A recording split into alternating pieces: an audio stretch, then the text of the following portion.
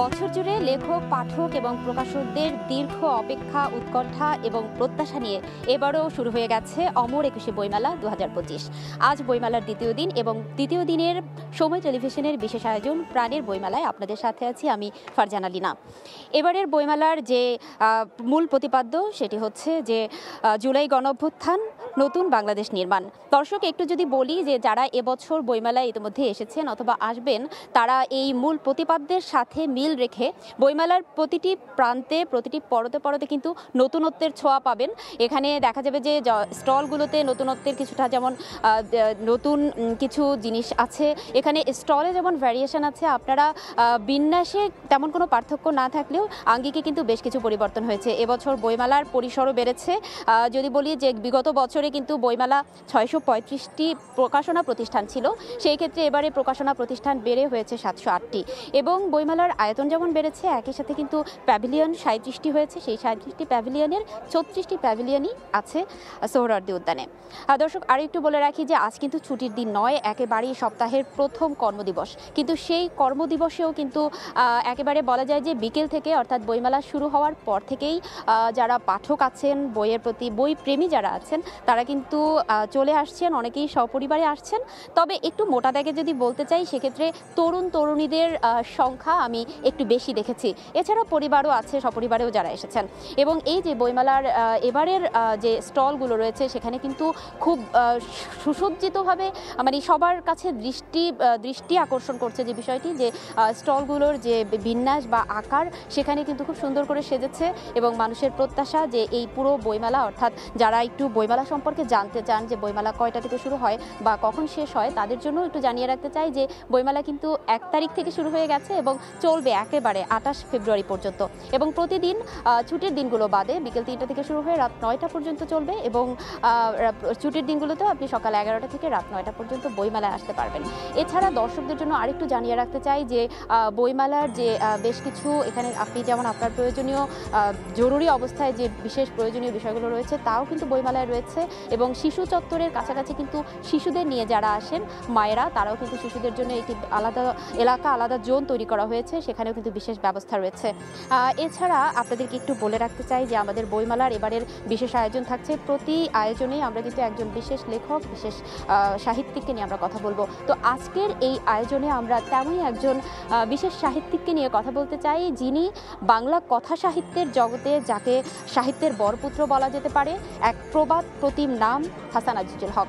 আজকে এই মহান সাহিত্যের বরপুত্র, তিনি আজকের এই দিনে ১৯৩৯ সালে পশ্চিম বাংলার বর্ধমান জেলায় জন্মগ্রহণ করেন। তো বিশেষ এই দিনে, এই জন্মদিনের এই দিনটিতে তার প্রতি বিশেষভাবে শ্রদ্ধা জ্ঞাপন করছি। আজ আমরা কথা বলবো হাসান আজিজুল হক নিয়ে, যিনি তার প্রথম উপন্যাস আগুন পাখি, সেটি দিয়ে তার যে চিন্তা জগৎ, তার মনোজগতের যে বিশালতা, তার ভাবনার যে গভীরতা, সেই বিষয়ে কিন্তু তিনি মোটামুটি পাঠকদের মনে একেবারে গভীরভাবে জায়গা করে নিয়েছিলেন। তার জন্য কিন্তু তার আর অপেক্ষা করতে হয়নি। তার ছোট গল্প, বিশেষভাবে ছোট গল্পের রাজপুত্র হিসেবে তিনি পাঠক মনে আজও একেবারে অধিষ্ঠিত হয়ে আছেন। তো তার প্রথম উপন্যাস আগুন পাখি দিয়ে যেমন তিনি পাঠকদের মন জয় করেছেন, তারপরেও কিন্তু সাবিত্রী উপাখ্যান, শামুক, এসব লেখার মধ্যেও ফুটে উঠেছে তার যে চিন্তার গভীরতা, তার যে এককতা, তার যে স্বকীয়তা, সেই বিষয়গুলো তিনি ফুটিয়ে তুলেছেন তার লেখার মধ্য দিয়ে। এছাড়া তার জীবনে একেবারে যদি মোটা দাগে বলি, যে এই সাহিত্যিক, তার জীবনের মূল কথাই ছিল যে লেখক মানেই বাস্তববাদী। লেখকের কথার মধ্যে আসলে নস্টালজিয়া থাকবে না। তিনি তার নস্টালজিয়া যেমন ছিল তার লেখায়, কিন্তু তার পাশাপাশি পাঠককে তিনি কেবলমাত্র স্মৃতিকাতর করেননি, তিনি স্মৃতির বাইরে গিয়ে পাঠককে ভাসিয়েছেন। জীবনের যে বাস্তব, রূঢ়, কঠিন বাস্তবতা আছে, সেখানে তিনি পাঠককে ভাসিয়েছেন। তো সেই ক্ষেত্রে বলতে হয় যে তার লেখায় ফুটে উঠেছে দেশভাগ। একদিকে যুদ্ধের পরে যে দেশভাগের পরে, স্বাধীনতার পরে যে অবস্থান হয় একটি দেশের, যে করুণ পরিস্থিতি হয়, কিংবা যুদ্ধবিধ্বস্ত একটা দেশে মানুষের যে প্রতিদিনের জীবনে যে পরিবর্তন আসে, সেই মর্মরূপ কিন্তু তার লেখায় ফুটে উঠেছে। বিশেষ করে তার বয়ানিতে, তিনি বয়ান শিল্পী ছিলেন। বলা হয় যে স্বাধীনতা এবং দেশভাগের বয়ান শিল্পী তিনি। অর্থাৎ তার লেখায় সবচেয়ে বেশি ফুটে উঠেছে দেশভাগের পরে মানুষের যে মনোজগতে কিংবা মানবিক যে বিপর্যয় ঘটে, সেই বিপর্যয়ের কারণে যে দীর্ঘমেয়াদী ক্ষতির সৃষ্টি হয়, সেই ক্ষতই কিন্তু তিনি লেখায় বারবার ফুটিয়ে তুলেছেন। তার জীবনে, তার লেখনীতে জীবনের মর্মকথা যেমন বারবার এসেছে, একই সাথে তিনি যাই লেখেন, যাই করেন না কেন, তার লেখার গতি প্রকৃতি শেষমেশ যে মিশেছে একেবারে জীবনের মহাসাগরে। তো এই লেখককে নিয়ে তো আমরা জানবই। আবারও একটু যদি বলি যে বইমেলায় কিন্তু এখনও এই ধরনের কালজয়ী লেখক যারা রয়েছেন তাদের বইগুলো, অর্থাৎ আমরা যদি একটু বলি যে ক্লাসিক সাহিত্যিক যারা, তারও আগের যারা সাহিত্যিক, তাদের বইগুলো পড়ার যারা পাঠক রয়েছেন তাদের মধ্যে কিন্তু এখনও সেই সমানভাবে আগ্রহ রয়েছে।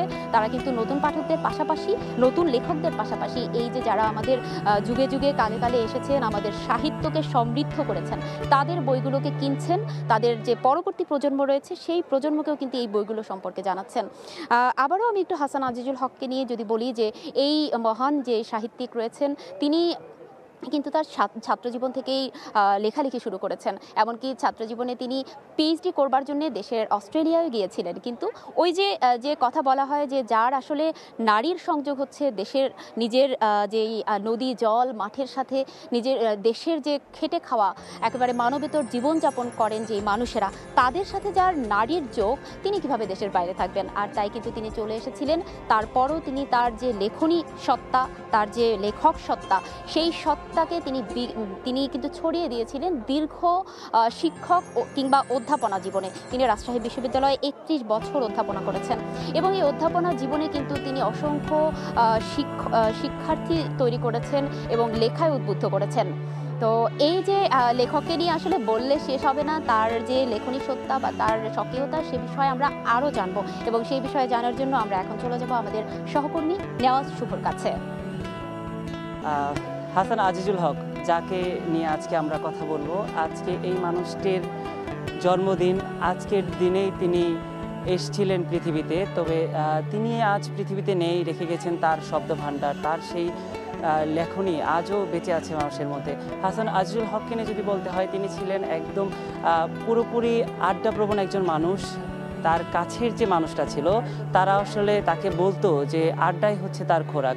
এই আড্ডাপ্রবণ মানুষটি যখন তার কাছের মানুষদের সঙ্গে মিশতেন, তখন তার প্রত্যেককেই তিনি এত বেশি ভালোবাসতেন যে আসলে তার চলে যাওয়ার পর কিন্তু সেটা আসলে আমরা বুঝতে পেরেছি।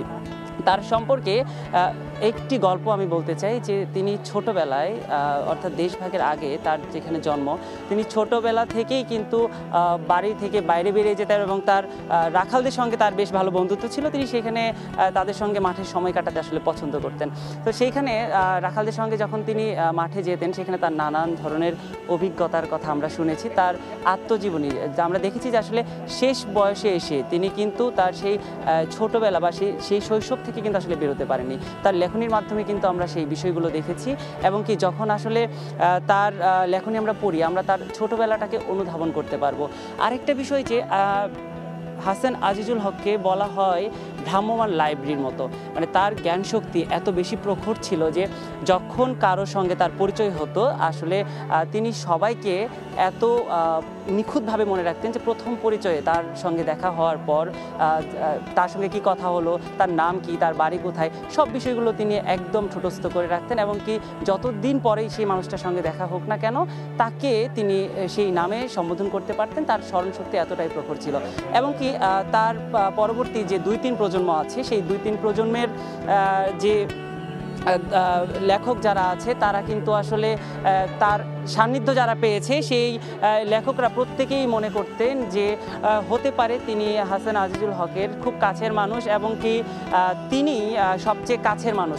অর্থাৎ তিনি প্রত্যেককে এত বেশি অনুপ্রেরণা দিতেন এবং প্রত্যেকের সঙ্গে তার এত বেশি সুসম্পর্ক ছিল, প্রত্যেকেই তার সঙ্গে যেভাবে মিশে থাকতেন সেই বিষয়টা কিন্তু আসলে তার অনুজদের মাঝে সবসময় ছড়িয়ে থাকতো। আমরা তার অনুজদের সঙ্গেও কথা বলেছি অনেকের, তারা আসলে বলেছে যে এই মানুষটি কিভাবে তাদেরকে আপন করে রাখতো, কিভাবে তাদেরকে ভালোবাসায় বেঁধে রাখতো। হাসান আজিজুল হক এমন একজন মানুষ ছিল যাকে নিয়ে আসলে অনেক কিছু বলার আছে, তবে তার সম্পর্কে আমরা শুনবো তার একজন অনুজ এবং আমাদের কথা সাহিত্যিক মোজাফফর হোসেনের কাছ থেকে। আমরা আজকে তাকে আমন্ত্রণ জানাচ্ছি হাসান আজিজুল হককে নিয়ে কিছু বলার জন্য। ভাইয়া, প্রথমেই আপনাকে স্বাগত জানাচ্ছি। হাসান আজিজুল হক যার আজকে জন্মদিন, তাকে নিয়ে তো আসলে আমাদের অনেক কিছু জানার আছে, তার ব্যক্তি জীবন সম্পর্কে অনেক কিছু জানার আছে, কিন্তু প্রথম যে বিষয়টা আমি আপনার কাছে জানতে চাই যে একটা মানুষ এত শিশু সুলভ হওয়ার পরেও তার লেখনীতে এত রুক্ষতা কেন ছিল? ধন্যবাদ আপনাকে। আমি স্যারের স্মৃতির প্রতি প্রথমে শ্রদ্ধা জানাই। আমি এই প্রশ্নে আসার আগে একটু বলে নিই, আপনি যে কথাগুলো বলছিলেন তারই একটু আমি বলবো ডাউন তৈরি করে দেওয়া স্মৃতিশক্তি নিয়ে। আমার মনে পড়ে আমরা তখন রাজশাহী ইউনিভার্সিটি ভর্তি হয়েছি 2004 সাল 5 সালের দিকে। তো আমরা প্রথম যখন হাসান রাজু স্যার বিহাসে থাকতেন আমরা জানি, তো স্যারের বাসায় গেছি। আমি শাশ্বতী নামে একটি পত্রিকায় করতাম, তো ওই পত্রিকায় লেখা চাওয়ার জন্য স্যারের বাসায় আমরা 3 বন্ধু গেছি। এবং স্যারের বাসায় যাওয়ার পরে আমরা প্রথমে স্যার যা করলেন, স্যার খুব আপনি বলছিলেন যে আড্ডাবাজ মানুষ, তিনি চমৎকার করে আমাদের কথাগুলো শুনলেন। এই কথাগুলো শোনার পরে বললেন যে তোমাদের পরিচয় দাও। তো আমরা আমাদের পরিচয় দিলাম, খুবই সামান্য কথা। এবং আমরা যখন একটা বছর পরে প্রায় বলা যায় পত্রিকাগুলো নিয়ে গেলাম স্যারের কাছে, এবং তখন আমি লক্ষ্য করলাম যে স্যার আমাদের প্রত্যেককে আগে বসালেন স্কুল ছাত্রের মতো করে, বললেন তোমার নাম এটা, আমাদের 3 জনের নাম বললেন এবং জন্মের স্থান বললেন, জন্ম শহর বললেন। এই স্মৃতিশক্তি আপনি বলছিলেন যে আমার দেখা বিস্ময়। এবং তারপরে যখন স্যারের সঙ্গে আমরা সুযোগ হলো আরও স্নেহের বলা যায় স্নেহধন্য হওয়ার, তখন দেখলাম যে স্যার বিশ্ব সাহিত্যের, আপনি লাইব্রেরির কথা বলছিলেন, যে একেবারে দৃশ্য ধরে ধরে লাইন ধরে ধরে আমাদেরকে বিশেষ করে হেমিংওয়ে এবং ফকনার পড়াতেন এই অর্থে বলছি যে স্যারের আড্ডার মধ্য দিয়ে আমরা ওইভাবেই গ্রহণ করতাম, যে একটা পাঠ বা স্কুলিং হয়ে যেত। আর সাহিত্যের ক্ষেত্রে আপনি খুব গুরুত্বপূর্ণ একটি কথা বললেন, যে এই মানুষটা যাকে আমরা আড্ডায় দেখছি বন্ধুর মতো শিক্ষক, তার সাহিত্য যখন পড়তে যায় তখন আমাদের বিস্ময় লাগে এবং একটা বড় ধাক্কা রীতিমতো। কারণ এই মানুষটার লেখা তো এটা হতে পারে না। মানুষটা হাসছেন, আড্ডা দিচ্ছেন, ঠাট্টা করছেন এবং খুবই ছোট ছোট স্থূল কৌতুকও আমাদের সঙ্গে করছেন। কিন্তু তার সাহিত্যে গিয়ে আমরা কি দেখি? সাহিত্যে গিয়ে দেখি একটা বড় ধাক্কা, যে আমাদেরকে জীবনবোধের জায়গা থেকে যদি বলি, আমাদেরকে নাড়িয়ে দেয়, কাঁপিয়ে দেয়। এবং সেই জন্যই তো তিনি বিখ্যাত। আপনি যে তার কথা বলছিলেন যে স্মৃতিশক্তি প্রখর, আমরা আসলে তার লেখনী সম্পর্কে তো জানি। তাকে কিন্তু বলা হয় বাংলাদেশের ছোট গল্পের বরপুত্র। আসলে কোন সুনির্দিষ্ট জায়গাটা আমি জানতে চাই, যে কেন আসলে আমরা তাকে বরপুত্র বলবো? আমি ওই আগের একটু রেস্ট টেনে এখানে আসি, যেটা বলছিলাম যে এই যে বৈপরীত্য, রুক্ষতা, রূঢ়তা আর একদিকে স্নিগ্ধতা, এইটা আমার মনে হয় স্যারের জীবন থেকে। আপনি শুরুতে খুব গুরুত্বপূর্ণ দু একটি পয়েন্ট আপনি উল্লেখ করে দিয়েছেন, যে এই যে জবগ্রাম, বর্ধমানের যে গ্রামটা, এই যে রুক্ষতা প্রকৃতির মধ্যে, এবং ওই যে রাখাল বালকদের সঙ্গে মেশার ফলে উনি ওই প্রকৃতির রুক্ষতাটা খুব কাছ থেকে দেখেছেন। আর একটা হলো, এটা কিন্তু সময়টা দেখবেন যে দ্বিতীয় বিশ্বযুদ্ধের যে সময়, এই কালটার কথা উনি বলছেন, তার ঠিক পূর্বকাল, যেটা একটু আগে একটু পরে দিয়ে, ওই সময়টায় যে হাহাকার, অভাব, অনটনটা ছিল। উনি বলছেন যে এতই অভাব অনটন যে আমরা ভাত আর ডাল খেতাম, আর ডাল আর ভাত খেতাম, পরিবর্তন হচ্ছে এইটুকু। এর বাইরে আমরা এমন কোনো কিছু পেতাম না, যেটা এমন কিছু। উনি বলছেন যে আমি ভালো পেয়ারা গাছও আমাদের ছিল না, ভালো কুল গাছও ছিল না। তো এই বেদনার মধ্য দিয়ে, এই যন্ত্রণ এবং হাহাকারের মধ্য দিয়ে যার বেড়ে ওঠা, তার ওই জীবনের এবং একই সঙ্গে দেশভাগের, যে আপনি জানেন যে আমাদের যে মর্মন্তুদ একটা ইতিহাস দেশভাগ, এবং তার তো শিকার প্রত্যক্ষভাবে উনি। তো তারপরে যে আমাদের ইতিহাসটা আমরা জানি, রক্তক্ষয়ী ইতিহাস, ফলে এই ইতিহাসের মধ্য দিয়ে যার জন্ম, তার যদি সাহিত্যটা তিনি লেখেন, তার আত্মজীবনীর কথা বললেন, হাসান রাজুল্লাহকে সাহিত্য সামগ্রিকভাবে তার জীবনী, সেই জীবনীটা আবার খুব মজার ব্যাপার যে আমাদের ইতিহাসেরই অংশ, ফলে আমার আপনার একটা ইতিহাসও। তো সেইটা যখন বলেন তিনি, তখন ওইখানে গিয়ে তাকে আমরা ওই মমতা দিয়ে উনি আর জীবনটাকে দেখেন। মুজাফর ভাই, আমি এইখানে একটু আপনার কথা রেস ধরে বলতে চাই, যে এই যে মানুষটার কথা আমরা বলছি, হাসান আজিজুল হক, তার লেখনীতে যে এরকম রুক্ষতা আমরা পাই, আমরা কিন্তু মানে বুঝতে পারি যে তার একটা মনের কষ্ট থেকে তার লেখায় কিন্তু সেই কষ্টটা ফুটে উঠতো। বিশেষ করে দেশভাগের যে বিষয়টা, তিনি তার জন্মস্থান ছেড়ে যখন এই পারে এলেন, তার পরবর্তীতে তিনি এখানের মানুষের সঙ্গে নিজেকে মিলিয়ে নিয়েছেন এবং এখানের মানুষকে তিনি ভালোবেসেছেন, কিন্তু মনের সেই দুঃখটা কিন্তু তার রয়ে গেছে। সেই বিষয়ে কি আসলে আপনাদের সঙ্গে কখনো কোনো কথা হয়েছে? এটা নিয়েই আসলে কথাটা হতো, কারণ আমরা দেখি তার 4টি যে আত্মজীবনীর শেষ খণ্ড, যেটা শেষ দিকে এসে তিনি শৈশবে ফিরে গেলেন। এখন শৈশবে ফিরে গেলেন বোঝাবেন কী করে আমাদের? তার লেখার মধ্য দিয়ে, তার ফিরে যায় ফিরে আসি, বইয়ের নামগুলো দেখেন, ফিরে যায় ফিরে আসি, এটা কিন্তু স্মৃতিতে যাওয়া না, শুধু আরেকটি ভূখণ্ডেও যাওয়া, উকি দিয়ে দিগন্ত, তারপরে দুয়ার খুলে দেখি।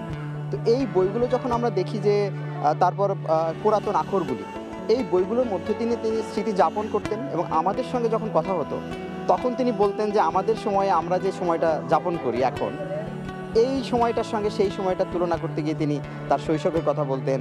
এই যে বললেন যে তার রাখাল জীবন, তার ঘর ছেড়ে বের হয়ে আসা, এবং একটা ঘোষণা দেওয়া যে আমি এবার জীবনটাকে দেখব। আচ্ছা ভাইয়া, তাহলে আমি এবার একটু আপনার বইয়ের প্রসঙ্গে জানতে চাই যে গতবার বইয়ের ঈদে আমরা দেখেছি যে বইমেলাতে আপনার যে বইটি এসেছিল মানুষের মাংসের রেস্তোরাঁ, সেইটার নামের জন্য আসলে অনেক বেশি বিখ্যাত হয়েছিল। এবার কি বই আসছে আপনার? এবার আমার একটি উপন্যাস আসবে কলমি লাইকা, আর একটি প্রবন্ধের বই আসবে ব্রাহ্ম সমাজ ইসলাম চর্চা সাহিত্যে সক্রিয়তাবাদ, এই শিরোনামে। আপনাকে অসংখ্য ধন্যবাদ ভাইয়া। আমরা আপনার কাছ থেকে আসলে অনেক কিছুই জেনেছি। দর্শক, আসলে এতক্ষণ কিন্তু আমরা শুনছিলাম হাসান আজিজুল হকের অনুজের কাছ থেকে যে সেই মানুষটি সম্পর্কে, সেই ব্যক্তি মানুষটি আসলে কেমন ছিলেন, তিনি আসলে কিভাবে জীবনকে উপলব্ধি করতেন, তার যাপিত জীবনটি কেমন ছিল। তো আমি এই মুহূর্তে আমার সহকর্মী আমার সঙ্গে আছেন ফারজানা লিনা, আমি লিনাকে স্বাগত জানাতে চাচ্ছি আমার সঙ্গে। যে এই যে হাসান আজিজুল হক, যার সম্পর্কে আজকে আমাদের আলোচনার বিষয়বস্তু, যাকে নিয়ে আসলে আমাদের কথা বলে আমরা শেষ করতে পারবো না, যার বিষয়ে অনেক কিছু জানানোর আছে আমাদেরকে। আমরা এবার একটু লিনা, আপনার কাছে আমি একটা বিষয় জানাতে চাই, যেটা হচ্ছে হাসান আজিজুল হককে নিয়ে তো আমরা অনেক ইন্টারেস্টিং গল্প শুনলাম তার অনুজের কাছ থেকে। তো এই যে একটা মানুষ যখন তার লেখনী দিয়ে মানুষের মনে জায়গা করে নেয়, স্বভাবতই আমরা কি দেখি যে কবিরা বা লেখকরা তারকা খ্যাতি পায় না, কিন্তু হাসান আজিজুল হক রাজশাহীবাসীর কাছে যেভাবে তারকার মতো হয়েছিলেন, আপনি কি সেই বিষয়টি খেয়াল করেছেন? একদমই খেয়াল করেছি, এবং সবচেয়ে বড় কথা যেটা হচ্ছে যে তিনি একেবারে সাধারণ মানুষের, একেবারে যদি বলি যে মানবেতর জীবনযাপন যারা করেন সেই শ্রেণীর মানুষের কথাই কিন্তু তার লেখায় ফুটে উঠেছে। এবং এটি হচ্ছে যদি বলি তারকা খ্যাতি বা জনপ্রিয়তা বা ভালোবাসার মানুষ যাই বলি না কেন, হাসান আজিজুল হকের সেই জায়গায় পৌঁছে যাওয়ার কারণ একটা বড় পর্যায় বা কারণ বলবো এটা। আরেকটু বিষয় শুভ আপনার সাথে আমি যোগ করতে চাই যে হাসান আজিজুল হকের লেখা পড়লে আমার যেটা মনে হয় যে পড়তে পড়তে কোথাও যেন একটা সাদাত মান্টোর কথা আমার দৃশ্যপটে ভেসে ওঠে। আর এই জায়গাটিতে আমি যদি একটু দুজনের সাথে মেলাতে চাই যে সাদাত মান্টো একটা রূঢ় বাস্তবতা পেরিয়ে এসেছেন, এবং তার যে সেই বাস্তবতা, কঠিন বাস্তবতা, সেটি কিন্তু জীবন পেয়েছে তার সাহিত্যে। এবং এই জায়গায় এই দুজন সাহিত্যিকের একটা একীভূত হয়ে যাওয়ার একটা বিষয় কিন্তু তাদের সাহিত্যে প্রকাশ পেয়েছে আমার মনে হয়। লিনা, এই যে বাস্তবতা, আপনি এখন যে প্রেক্ষাপটে দাঁড়িয়ে আছেন বা এই যে সময়টা, ঠিক সন্ধ্যা নামার মুহূর্তটা, আমরা দেখছি যে বইমেলার প্রতিটি স্টলে কিন্তু লাইট জ্বলছে, মানে অক্ষরের একটা খেলা মনে হচ্ছে না, চোখের সামনে অক্ষরগুলো ভেসে বেড়াচ্ছে। ধীরে ধীরে বর্ণমালাগুলো যেমন প্রাণ পেয়ে উঠছে, অক্ষরগুলো আমাদের মানসপটে বা আমাদের দৃশ্যপটে ভেসে উঠছে। এবং এই সময়টা একটা দারুণ ক্ষণ বলবো, যে একটা মিলন ক্ষণ বা দিন এবং রাতের যে একটা চমৎকার সময়, সেই সময় কিন্তু এখন এই মুহূর্তটা আমারও মনে হচ্ছে ধীরে ধীরে দিনের আলো পেরিয়ে ধীরে ধীরে সন্ধ্যা হয়ে উঠছে। এবং এই যে আয়োজনটা, এর সাথে সাথে কিন্তু মানুষের আনাগোনাটাও আমরা বেশ একটু পরিবর্তন দেখতে পাচ্ছি, যে এখন কিন্তু আনাগোনাটা একটু বাড়ছে বিকেলের তুলনায়। তো এই যে মানে আমাদের প্রত্যেকের জীবনে তো আলো আধারের একটা খেলা থাকে, আমাদের জীবনকে আমরা নতুনভাবে দেখার চেষ্টা করি, আমাদের জীবনে নানা চড়াই উতরাই পেরিয়ে আমরা আমাদের সেই কাঙ্ক্ষিত লক্ষ্যে পৌঁছে যাওয়ার চেষ্টা করি। জীবনের খেলায় যখন শব্দযোগ হয়, যখন বাক্য তার পূর্ণতা পায়, তখন কিন্তু আসলে জীবনের পূর্ণতা পেয়ে যায়। এবং মানুষ বাক্যের বা শব্দের খেলার কথা বলছিলেন, সেই খেলার যে ছোঁয়া বা খেলার যে প্রকাশটা, সেটা কিন্তু এবারের বইমেলায় আমরা দেখতে পাচ্ছি। আমাদের যে একেবারে সম্প্রতি জুলাই গণ অভ্যুত্থানের কথা বলি, এবারের এবং মূল প্রতিপাদ্য যেটা, যে জুলাই গণ অভ্যুত্থান নতুন বাংলাদেশ নির্মাণ, এবারের বইমেলায় কিন্তু প্রতিটা জায়গাতেই সেই যে নতুন বাংলাদেশ নির্মাণ তার কিছুটা হলেও ছোঁয়া আসছে, এবং জুলাইকে কোনোভাবেই উপেক্ষা করে যাওয়ার কিন্তু কোনো সুযোগ নেই। ঠিক তাই লিনা, আরেকটা বিষয় হচ্ছে যে এই যে বইমেলা শুরু হয়েছে আজ দ্বিতীয় দিন, আমরা কিন্তু আজও দেখছি যে অনেক তরুণ তরুণী বা এই যে জেন জি যারা আছে বা তরুণ প্রজন্ম যারা আছে, তারা বেশ আনন্দের সঙ্গে কিন্তু বইমেলায় আসছে। আমরা ঢোকার সময়ও দেখলাম যে অনেকের মাথায় ফুলের বেল পরে, তারপর তারা কিন্তু মানে মেলায় ঘুরছে বন্ধুরা সবাই মিলে, এই দেখতেও কিন্তু ভালো লাগছে, একটা আনন্দ ঘন মুহূর্ত কিন্তু আমরা দেখতে পাচ্ছি। সেটা আমি শুরুতেই সেটি বলছিলাম যে তরুণদের অংশগ্রহণটা যেমন আমরা দেশের রাষ্ট্রীয় প্রয়োজনে যেমন দেখেছি, বইমেলায় কিন্তু তরুণ তরুণীদের আনাগোনাটা আমার চোখে বেশি পড়েছে। নিশ্চয়ই বয়োজ্যেষ্ঠ যারা আছেন বা সপরিবারেও এসেছেন, আসবেন, তবে অপেক্ষাকৃতভাবে তরুণ তরুণীরা কিন্তু বেশি আসছেন বইমেলায়। এটা কিন্তু আমাদের একেবারে সার্বিকভাবে যদি বলি একটা খুবই ভালো একটা সম্ভাবনার কথা আমাদের মনে করিয়ে দেয়। ঠিক তাই, এই সম্ভাবনার বিষয় আমরা দেখতে পারবো, সম্ভাবনার বাংলাদেশ, তো সম্ভাবনা থাকবেই। ধন্যবাদ লিনা আপনাকে। আসলে দর্শক, আমরা আপনাদেরকে যে এতক্ষণ জানাচ্ছিলাম হাসান আজিজুল হকের জীবনী এবং কি বইমেলার সার্বিক পরিস্থিতি। বইমেলা শুরুর দিন থেকেই কিন্তু আসলে পাঠকরা আসতে শুরু করেছেন এবং কি আজ দ্বিতীয় দিনেও আমরা দেখতে পাচ্ছি যে পাঠকদের যে সমাবেশ বা পাঠকরা যেভাবে আসলে বইমেলায় স্বতঃস্ফূর্তভাবে অংশগ্রহণ করছেন, আমরা কিন্তু দেখছি যে যত সময় যাচ্ছে পাঠকদের মধ্যে প্রাণবন্ত এটা বেড়ে চলেছে। পাঠকরা প্রাণবন্ত থাকলে বইমেলা প্রাণবন্ত থাকবে এবং কি এই 1 মাস বইমেলায় সকলেই স্বতঃস্ফূর্তভাবে আসবে, এমনটাই কিন্তু আসলে প্রত্যাশা করছে। আপনাদের সঙ্গে আমরা বইমেলা থেকে আবারও যুক্ত হব পরবর্তীতে। আমরা প্রতিদিন আপনাদেরকে বইমেলার বিভিন্ন খবরাখবর জানাবো।